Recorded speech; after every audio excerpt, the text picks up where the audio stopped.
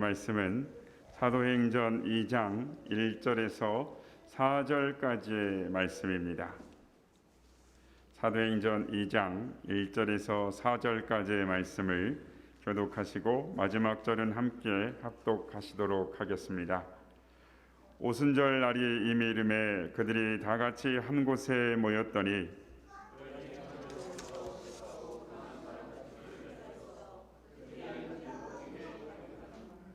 마치 불의 혀처럼 갈라지는 것들이 그들에게 보여 각 사람 위에 하나씩 임하여 있더니 그들이 다 성령의 충만함을 받고 성령의 말하게 하심을 따라 다른 언어들로 말하기를 시작하니라.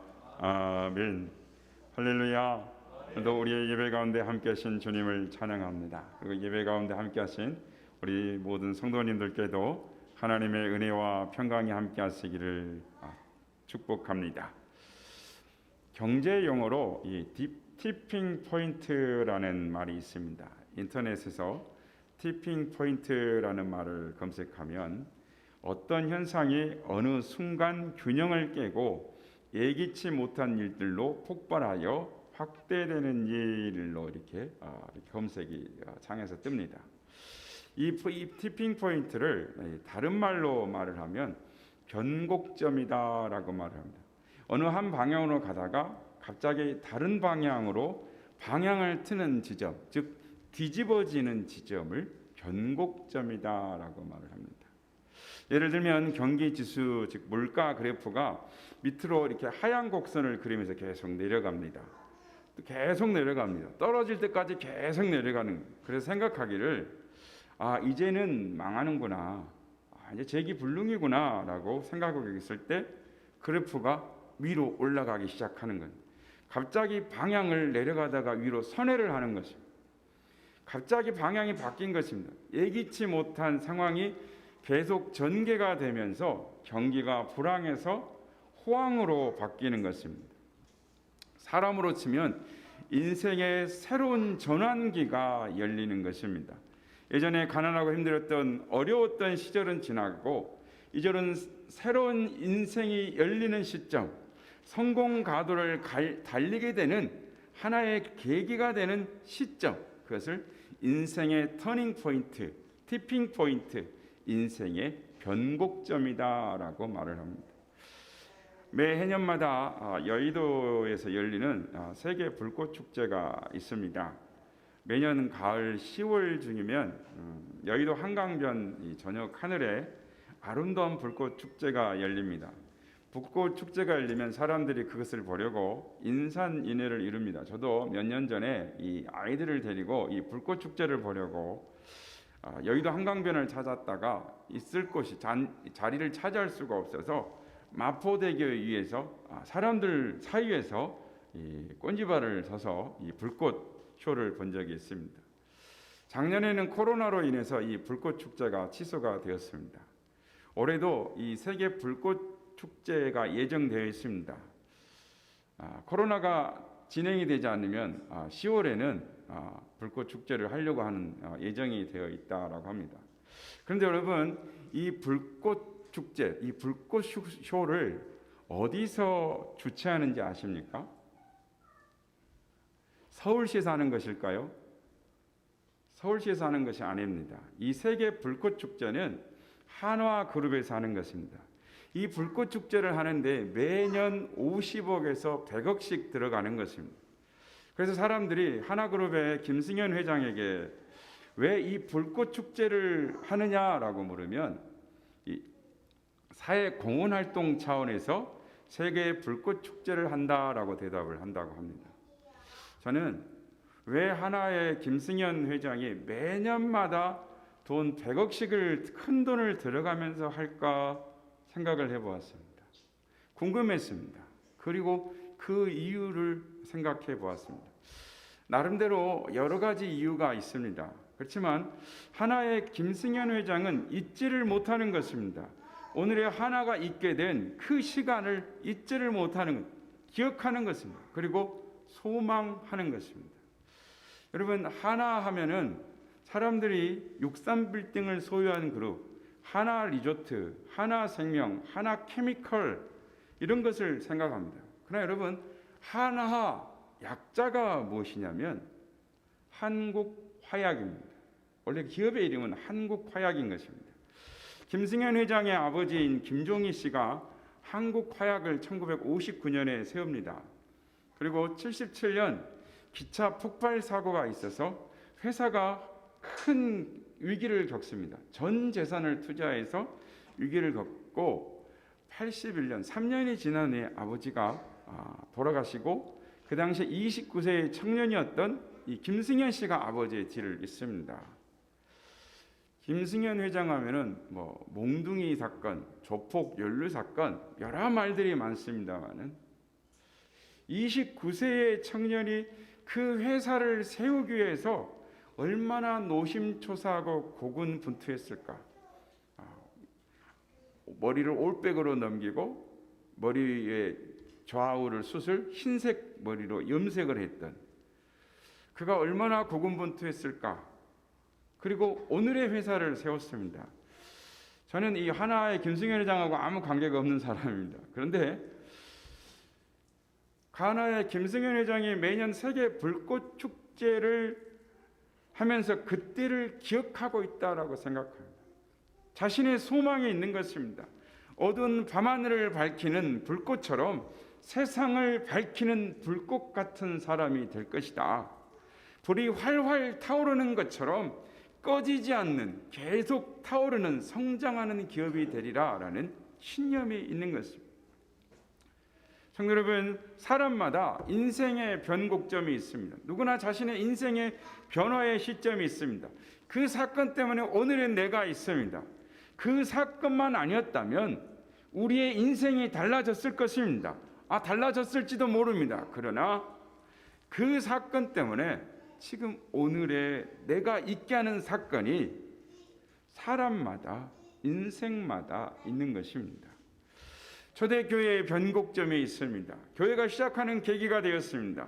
오순절날 성령님께서 강림하셔서 교회가 시작되었습니다. 사도들이 변하는, 신앙이 변하는 변곡점이 있었는데 성령님께서 강림하셔서 교회가 시작되고 예수님의 제자들이 변화되었습니다. 그들이 성령님이 오시기 전과 성령님의 오신 후의 삶은 180도 다릅니다. 그들이 성령님을 경험하고 나서 완전히 다른 삶, 완전히 다른 인생을 살아가는 것입니다. 두려워 떨며 숨어있던 그들이 용기 있고 담대하게 죽음을 두려워하지 않는 사람들로 변화되어서 예수 그리스도, 예수는 그리스도라라고 복음을 담대하게 전하는 사람들로 바뀌었다라는. 오늘은 교회력으로 성령 강림주일로 지킵니다. 저는 오늘 말씀을 하기 전에 한 가지 질문으로 말씀을 시작하고자 합니다. 여러분 속으로 대답을 해보시기 바랍니다. 사는 여러분, 하나님을 만난 경험이 있으십니까? 예수님을 만난 경험이 있으십니까? 그럼 성령님을 만난 경험이 있으십니까? 그래서 나의 신앙이 바뀌었노라고, 이렇게 바뀌었노라고, 내가 만난 하나님은 이런 하나님이라고, 그래서 내가 이렇게 변환되었노라고 간증할 내용이 있느냐라는 것입니다. 나의 신앙의 변곡점이 여기에 있었노라고, 그래서 내가 이렇게 주님을 사모하는 자가 되었고 성령님을 만난 경험, 성령 충만한 경험, 그래서 이제는 나는 부족하지만 나의 힘으로 살지 않고 성령님의 능력으로, 힘으로 산다라고 고백할 수 있는 신앙의 변곡점이 있느냐라는 것입니다. 오순절날 성령님이 강림하시기 전까지 사도들은 알 수가 없었습니다. 예수님의 제자들은 예수님이 왜 죽어야 하는지를 몰랐습니다. 이유를 몰랐습니다. 그렇게 위대한 능력을 행하신 예수님께서 그렇게 무력하고 처참하게 십자가에 처형당하는 모습을 보고 실망했습니다. 또 죽은 지 3일 만에 부활하셔서 제자들에게 나타나실 때 제자들은 더욱 혼란스러울 뿐이었습니다. 예수님이 십자가에 달리신 6월절 후 오순절까지 50일 동안, 그 50일은 제자들에게 너무나 기나긴 날들이었습니다. 그러나 오순절날 성령님께서 제자들에게 임하심으로 모든 의혹은 사라지고 그들 마음속에는 청량한 하늘 같은 예수님의 계시가 임한 것입니다. 성령이 임한 후에 십자가의 고난의 의미를 깨닫습니다. 예수님이 죽으시면 영원부터 계획된 사실이고 하나님의 위대한 계획의 성취이심을, 예수 그리스도의 죽으심과 부활하심을 담대하게 증거하는 자로 변화가 됩니다. 기쁨과 감사가 충만합니다. 세상과 죽음을 두려워하지 않는 성령의 사람들, 능력의 종들로 변화되었다라는 것입니다. 사랑하는 여러분, 성령을 받으셨습니까? 성령 충만하십니까? 요한복음 20장에 보면 부활하신 예수님께서 제자들을 향하여 숨을 내쉬면서 성령을 받으라라고 말씀하십니다. 그리고 오늘 본문 4절에도 제자들이 성령 충만함을 받았다라고 말합니다. 먼저 짚고 넘어가야 할 것이 있습니다. 그것은 성령 세례에 관한 것입니다. 성령 세례는 성령 충만과 구분됩니다. 성령 세례는 하나님께서 우리를 인쳐 주시는 것입니다. 하나님의 자녀 삼으시는 사건입니다. 그래서 예수 그리스도를 나의 구주, 나의 하나님으로 믿습니다. 믿어지는 것입니다. 하나님께서 일방적으로 우리를 선택하셔서 너는 내 것이다, 너는 내 자녀다라고 인을 쳐주신 것, 그것이 성령 세례입니다. 그래서 성령 세례는 일회적인 것입니다. 그러나 성령 충만은 성령이 내 안에서 역사하는 것입니다. 성령 하나님의 통치와 다스림이 있는 것입니다. 성령 충만하면 내가 예수님과 십자가에서 함께 죽었다는 것을 압니다. 예수님과 내가 하나입니다. 예수님의 사랑에 감사하고 감격하며 나의 힘으로 사는 것이 아니라 성령의 능력으로 사는 자가 되는 것입니다. 성도 여러분, 사도들이 오순절날 이후에 그들의 삶이 180도 변했습니다. 세상을 이기는 자가 되고 성령의 힘으로 사는 자가 되고 하나님의 권능을 드러내는 자가 되었다라는 것.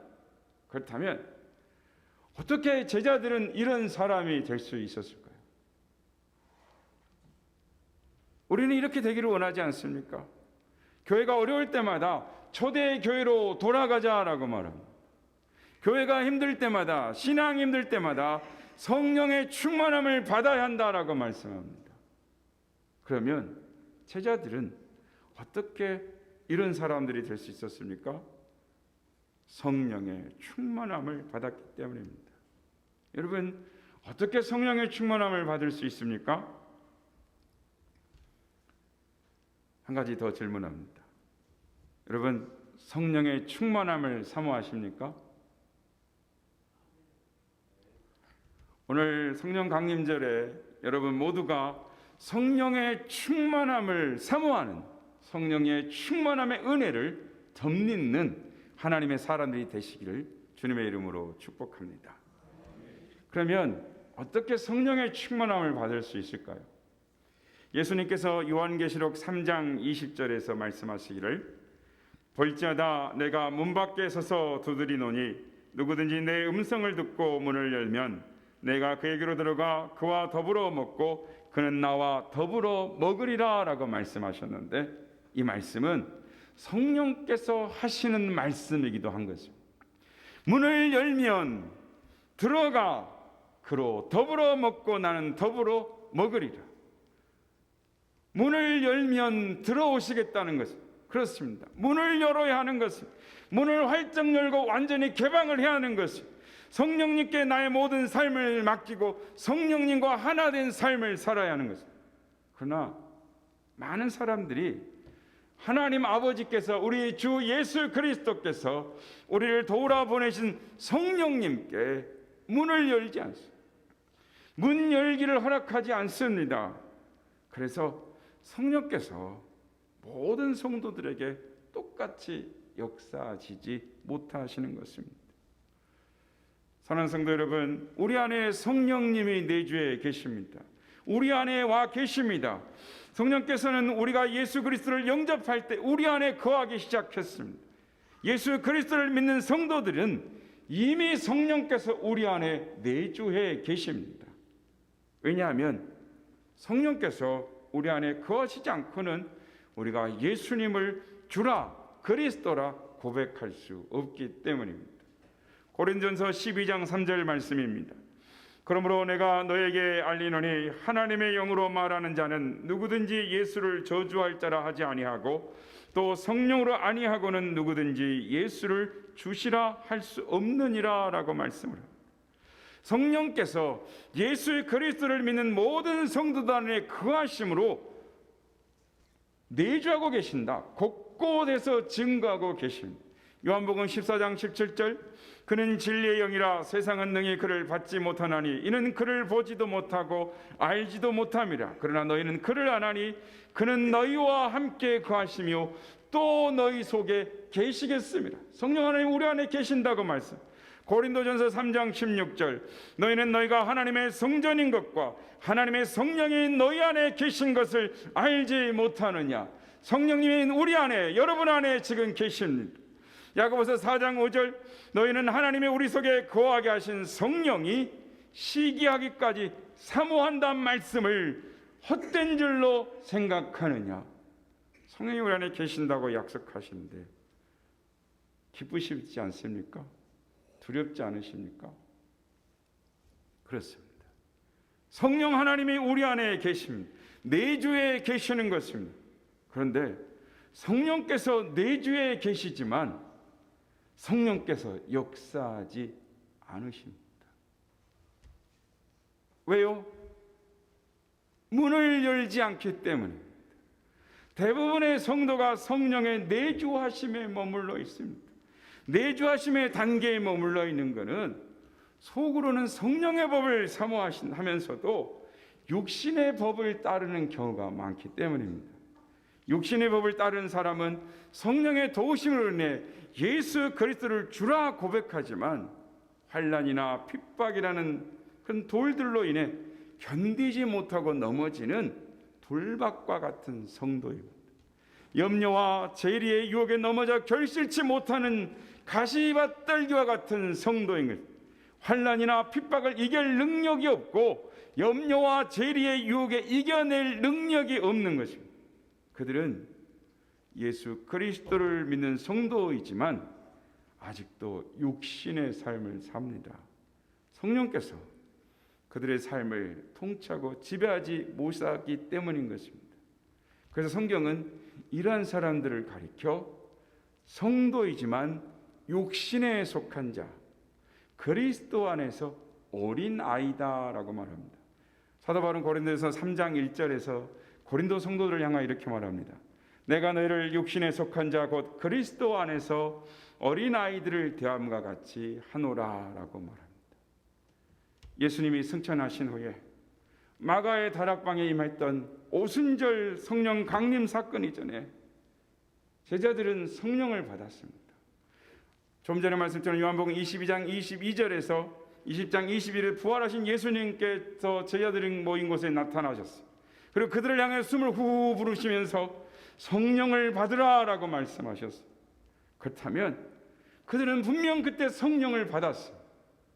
그런데 그들은 예수님을 위한 십자가의 길을 걷기 위해 증인이 되기 위해 세상을 향하여 나간 것이 아니라 요한복음 21장 3절을 보면 시몬 베드로가 나는 물고기 잡으러 가노라라고 옛날로 돌아갔고 다른 제자들도 베드로를 따라서 우리도 함께 가겠다 옛날 생활로 되돌아갔다라는 것입니다.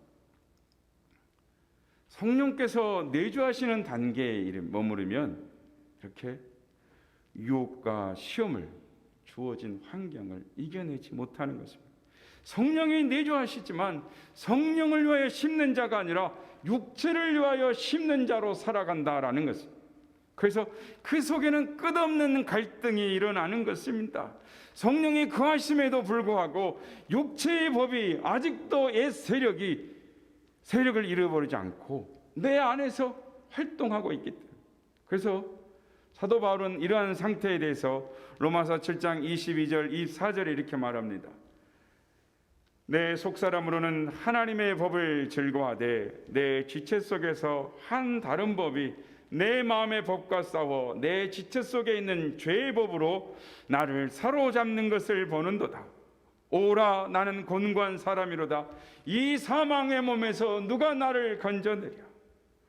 아직도 하나님의 법이 아닌 한 다른 법이 내 속에 있는 것이요, 하나님의 법을 말하는 성령께서 내 안에 내주하고 계시지만 또한 아직도 죄의 법이 그 안에서 세력을 잃지 않고 성령께서 역사하실 수가 없는 것입니다.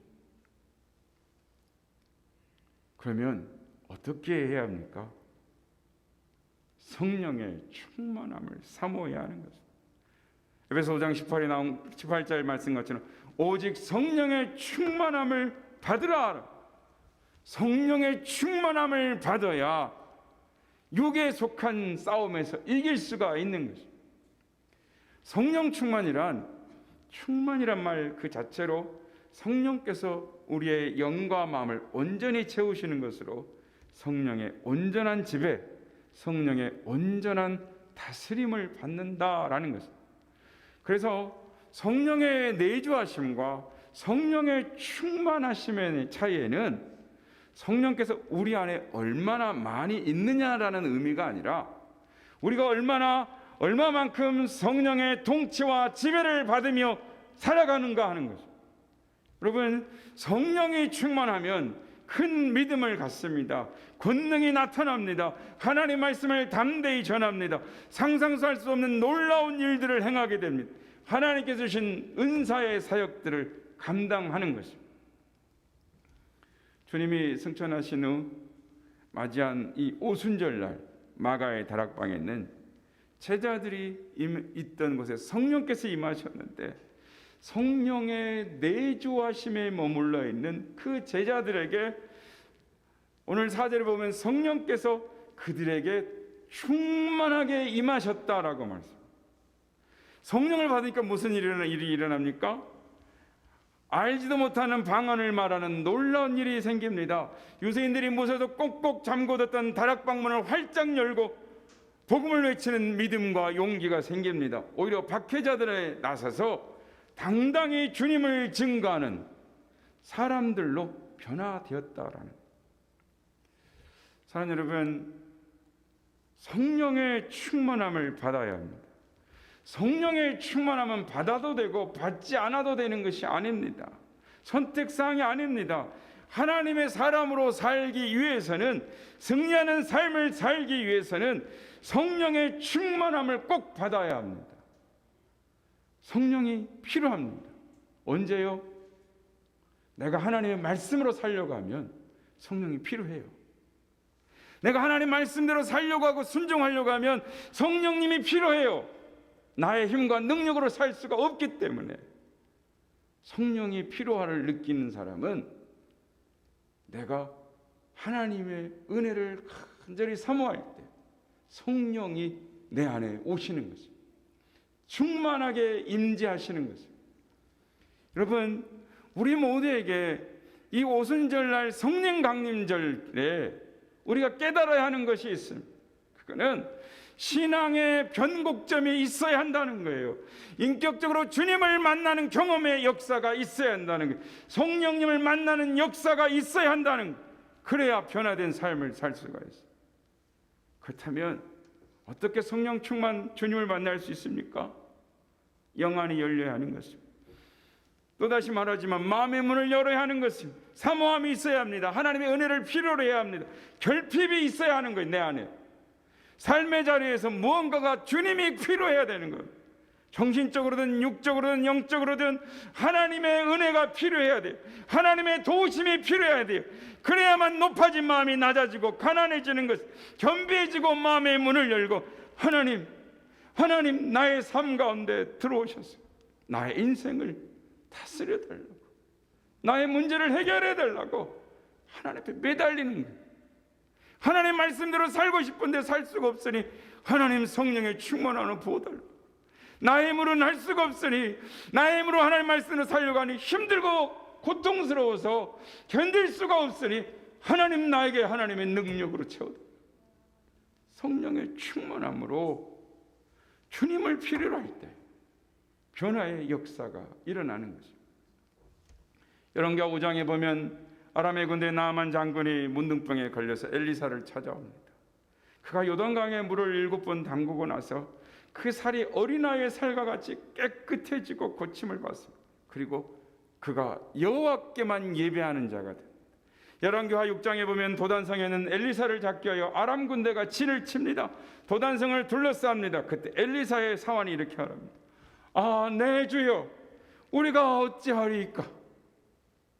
탄식을 합니다. 두려워합니다. 그때 엘리사가 말하기를 두려워하지 말라. 우리와 함께한 자가 그들과 함께한 자보다 많다라고 합니다. 하나님께 기도해 사환의 눈을 열어 온 산과 들의 불병거와 불말이 가득한 것을 봅니다. 천군 천사가 지키고 있는 것을 영안을 뜨고 보는 것입니다. 사도 바울이 다메섹으로 가다가 빛 가운데 계신 주님을 만납니다.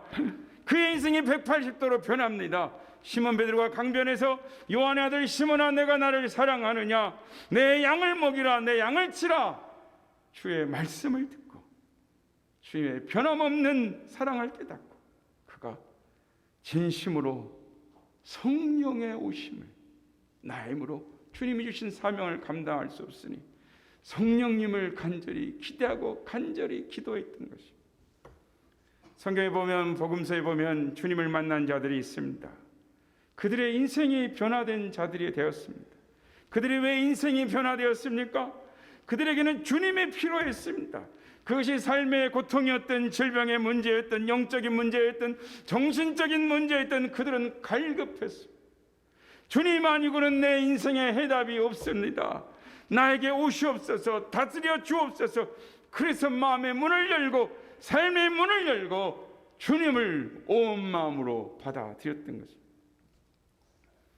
그런데 요즘 보면, 성도들의 삶을 보면 과연 요즘 현대인들의 삶에 하나님의 필요를 느끼는가 하는 것입니다. 정말 성령 하나님의 필요를 느끼는가? 하나님 없이는 못 삽니다라고 말하는가? 아니면 성도 여러분, 정말 여러분의 삶 가운데 하나님이 필요하십니까? 하나님 만나기를 원하십니까?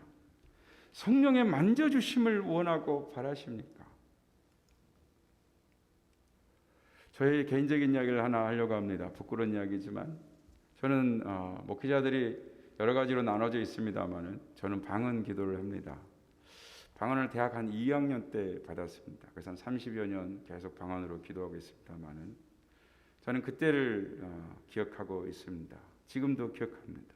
저는 모태신앙이었고 또 고등학교는 미션스쿨을 나왔습니다. 3년 내내 신앙부장이어서 매일 교탁 앞에 나가서 예배를 인도했습니다. 그리고 2학년, 3학년 때는 전 강당에서 예배를 드리는데 1학년, 2학년이면 700명이니까 1,400명 정도 됩니다. 그 학생들, 선생님들 앞에서 사회도 보고 기도도 했습니다.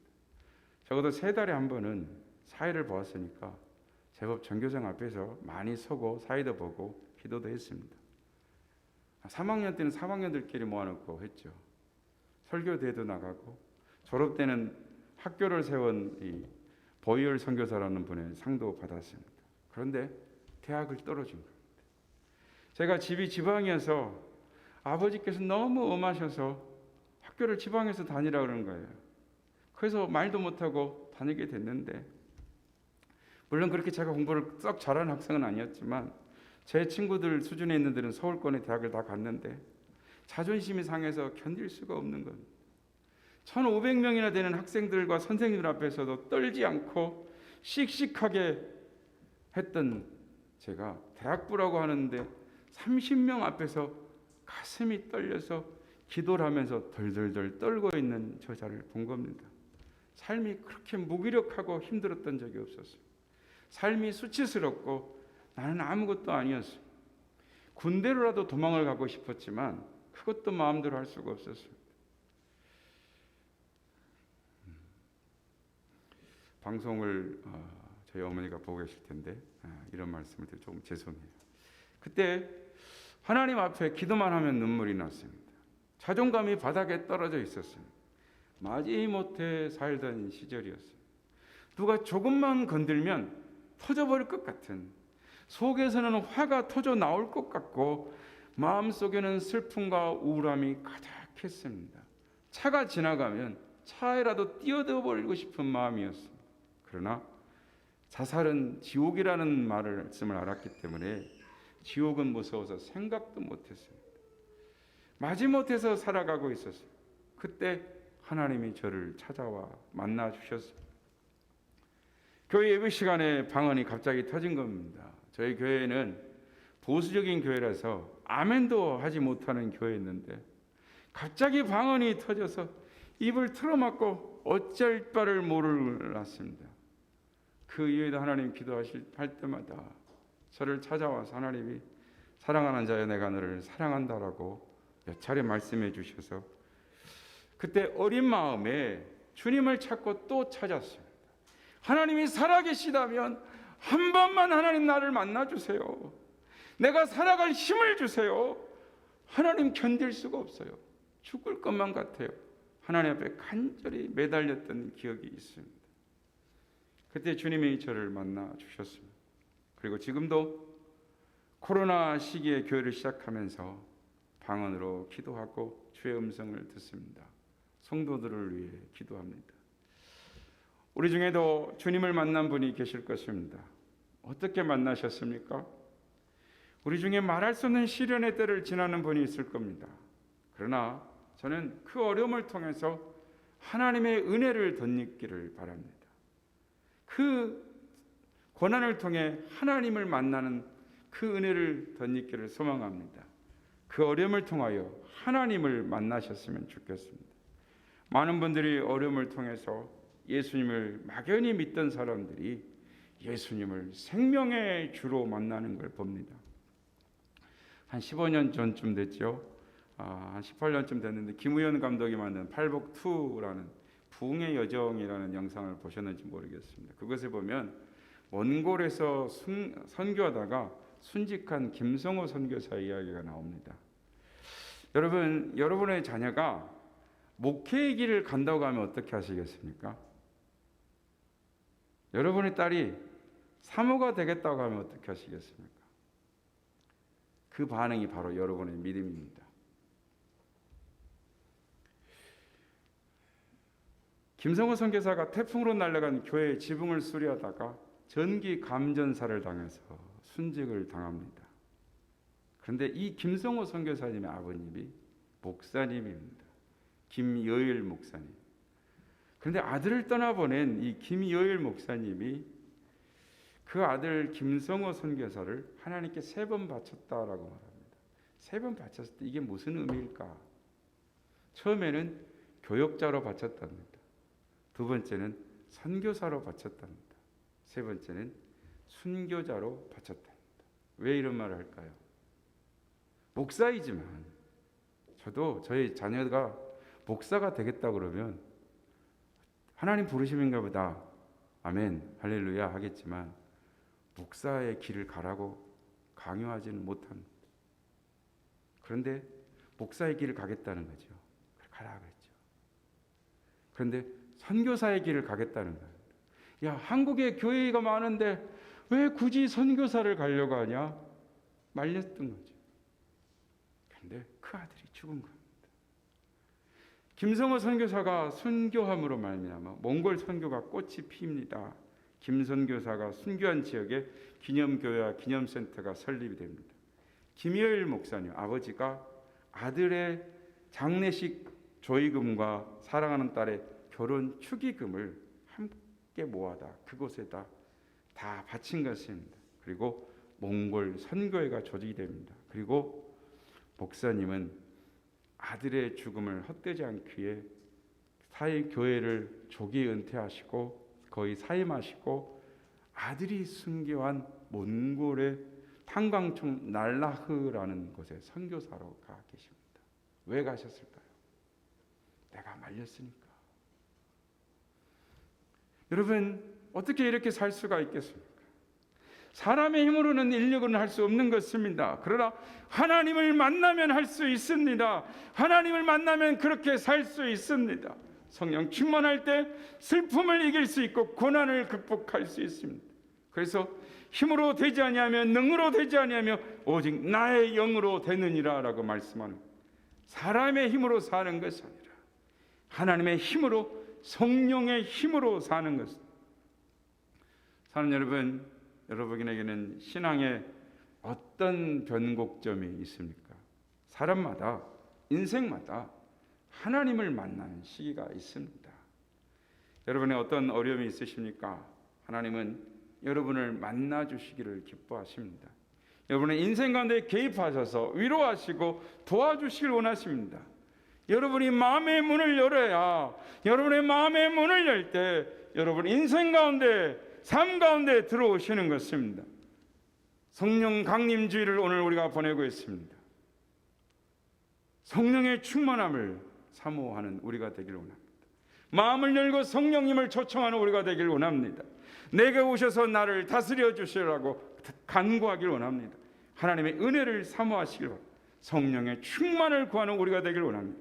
그래서 여러분의 인생 가운데 이 부활절 성령 강림 주간에 하나님을 만나는, 하나님을 경험하는, 그래서 신앙의 변곡점이 있는 여러분들이 다 되시길 주님의 이름으로 축복합니다.